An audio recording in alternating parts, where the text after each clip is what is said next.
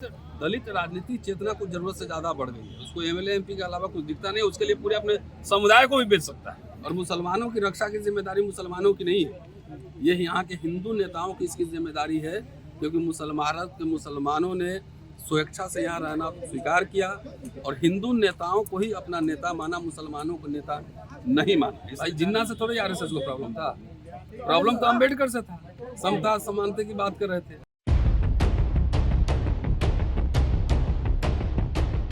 Delhi university के professor doctor रतन लाल जी हमारे साथ हैं। थोड़ा इधर करिए। आज के संविधान में जो है ईवीएम मशीन आज के मानव स्मृति है। मानव स्मृति के द्वारा सभी समस्या पैदा किया जा रहा है। आज प्राइवेटाइजेशन जो हो रहा है, जैसे हमारे वक्ताओं ने कहा कि प्राइवेट स्कूल हो गया, रेलवे बिक गया, हमारे वक्ता बोल रहे थे कुशवाहा जी, तो क्यों हुआ? ये 1991 का घोला हुआ जहर है। और 1991 में पब्लिक से जो है ना, सॉरी बहुत सारे अधिकार लोगों को मिले, सेलिब्रेट हो रही है। समानता स्वतंत्रता की बात थी, एजुकेशन में आरक्षण मिला, नौकरियों में मिला। अब देख लीजिए ना, जिस समय भारत गरीब मुल्क था उस समय फ्री में शिक्षा लोग ले रहे थे। आज अमीर मुल्क हो गया है तो आज शिक्षा बिक रहा है। तो ये समझ लीजिए एक तरह से वैसा वर्ण व्यवस्था के हिसाब से काम कर रहा था। तो आरएसएस जब संविधान लागू हुआ उसी समय से आरएसएस के खिलाफ था, उसी समय से लिख रहा था। आज फुल ताकत में समापन तो साथियों, मैं इसी बात के साथ सभा का समापन करता हूं। धन्यवाद। ऐसे ऐसे प्रावधान ला दिया जाएंगे, जैसे राम मंदिर बाबरी मस्जिद देखा, नीट का आपने देखा, जैसे ईडब्ल्यूएस का देखा, क्रीमी लेयर का देखा, जैसे सब तरह का। तो प्रावधान उसे खत्म कर दिए जाएंगे। संविधान होने न होने का कोई मतलब नहीं। इसलिए बाबा साहब ने संविधान सभा में कहा था, ये बात जोड़ लेकर, कि अगर प्रचंड बहुमत हो तो इस भारत में तानाशाही खतरा होने का पैदा बहुत हो सकता है। अगर राजनीतिक दल अपने स्वार्थों से हटकर अगर भारतीय संविधान को नहीं माने तो इस संविधान पे खतरा है। तो खतरा किससे है? भाई जिन्ना से थोड़ा आरएसएस को प्रॉब्लम था, प्रॉब्लम तो अम्बेडकर से था। समता समानता की बात कर रहे थे। तो इसलिए उसी समय से विरोध हो रहा था, तब प्रचंड बहुमत में है। तो बीच बीच में टेस्ट करते, बहुत सारे ऐसे प्रावधान आ गए हैं, जैसे अभी वक्फ बोर्ड का चल रहा है।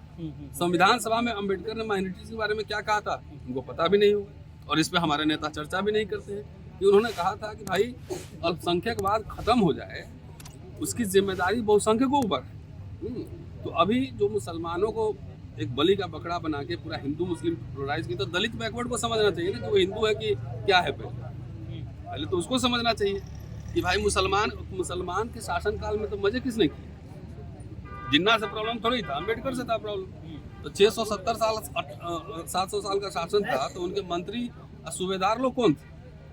भाई मंदिर और मठ और तमाम जमींदारियां कैसे बची रहती? तो ये समझना है कि आपको एक तरफ आपके अधिकार खत्म हो रहे हैं, ठीक है। मान लो मुसलमान को क्या आरक्षण है, ओबीसी में है, कहीं ट्राइब में है थोड़ा सा, लेकिन एक तरफ आरक्षण खत्म हो रहा है, SC ST OBC का आरक्षण खत्म हो रहा है, निजीकरण हो रहा है, एजुकेशन बर्बाद हो रहा है। और उस आपको दिखा रहा है देखो हिंदू है, मुसलमान से खतरा। कहाँ की कौन से मुसलमान से खतरा? क्या कर दिया मुसलमानों ने इस देश में? क्या खतरा है ये बताओ ना। आप तो उसको तो आप वो मुसलमान तो इस देश में ये चाहता है कि हमारे फ्रिज में कोई न झाके कि हम कौन सा खाना खा रहे हैं। और मुसलमानों की रक्षा की जिम्मेदारी मुसलमानों की नहीं है, ये यहाँ के हिंदू नेताओं की इसकी जिम्मेदारी है, क्योंकि मुसलमानों ने स्वेच्छा से यहाँ रहना स्वीकार किया और हिंदू नेताओं को ही अपना नेता माना, मुसलमानों को नेता नहीं माना। इसलिए चाहे लालू प्रसाद यादव हो, चाहे अखिलेश यादव हो, तेजस्वी यादव हो, चाहे राहुल गांधी हो, इनको खुल के इस बात पर बोलना चाहिए। सेकुलरिज्म बोलने से डरना नहीं चाहिए और मुसलमानों के पक्ष में जो जातियाँ हो रही है उसके साथ खड़ा होना चाहिए। आप सर सोशल एक्टिविस्ट हैं, आप दलित राजनीति पर लिखते हैं, पढ़ते हैं। हाँ। वर्तमान समय में दलित राजनीति को नेताओं ने गुमराह कर दिया है। जब दलित नेता बहुत नहीं थे तो दलितों को अधिकार मिल रहे थे। अब घर घर जात जात के नेता हो गए हैं, उसको क ख ग आता नहीं है। और सारे तो देख तो रहे हैं, बिहार में आप हैं, खड़े हैं यहाँ पे रोहतास जिले में। SC ST का जो पोस्ट मैट्रिक फेलोशिप है वो 2016 से बंद है। किसी नेता को इस पर बोलते, आंदोलन करते, घेराव करते देखे हो? तो दलित राजनीति चेतना कुछ जरूरत से ज्यादा बढ़ गई है। उसको एमएलए एमपी के अलावा कुछ दिखता नहीं। उसके लिए पूरे अपने समुदाय को भी बेच सकता है, अपने पूरे समुदाय को बेच सकता है। बेच रहा है। कौन बर्बाद है सर? मायावती, चंद्रशेखर, अभी तो वर्तमान में चंद्रशेखर, चिराग पासवान। तो चिराग पासवान अब मांझी यहाँ खुल के बीजेपी के गोद में बैठा हुआ है, पालकी ढो रहा है।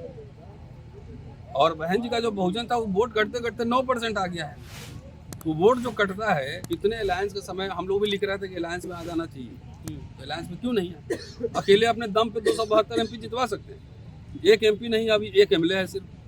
भाई जब तक सोशल अलायंस नहीं होंगे, पॉलिटिकल अलायंस नहीं होंगे, कांग्रेस बीजेपी की तो औकात ही नहीं अकेले लड़ने की है। नहीं, वो भी अलायंस करते हैं। फिर इनको कौन सा दिव्य ज्ञान आया है अकेले हम सरकार बना लेंगे, हम सीएम पीएम बनेंगे? तो ये सब सा खेल लोग समझ रहा है। चंद्रशेखर तो अभी युवा है, अभी पहली बार आया है, अभी टेस्टिंग होना बाकी है, तो समाज टेस्टिंग करेगा ना। शुक्रिया, थैंक यू।